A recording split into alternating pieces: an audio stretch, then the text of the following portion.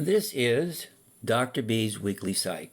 This series will discuss how to get your child into an Ivy League school or perhaps just graduate.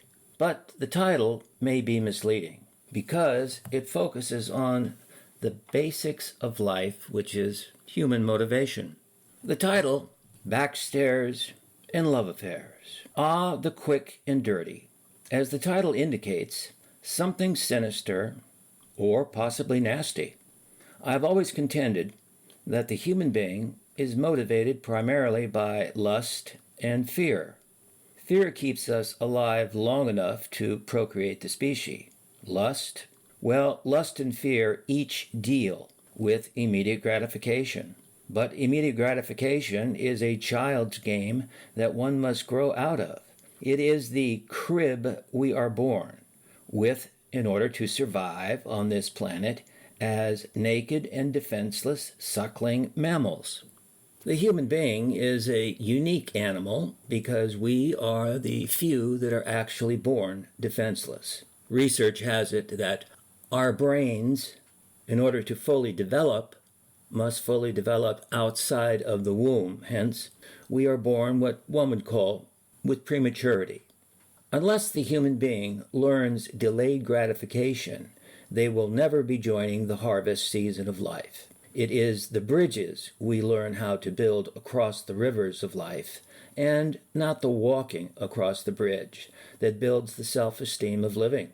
Ah, backstairs and love affairs. A parent called me the other day, frustrated over their children's performance on tests. They wanted to boost them so Ivy League schools would take notice. But the parent is still living under this stairwell, wanting that one glimpse of satisfaction. Research tells us that if we want our children to learn permanent behaviors for success, like getting an A on a test paper, they must nurture the child to learn the process of what it takes to earn an A and not just the product itself.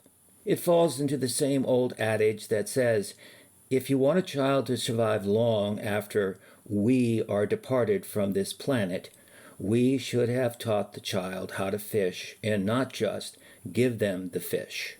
My primary purpose when working with children is to enable them to be a success in our society.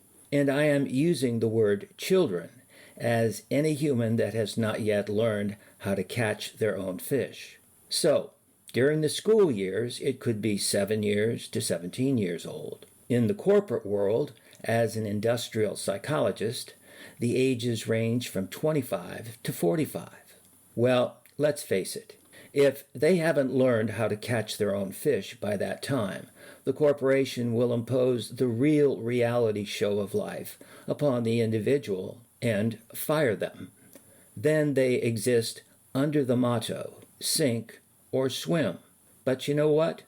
That's an entirely new post for either tomorrow or next week, because I have some questions parents have submitted that need to be answered. So at this particular point, this is Dr. B reminding you that we are not alone.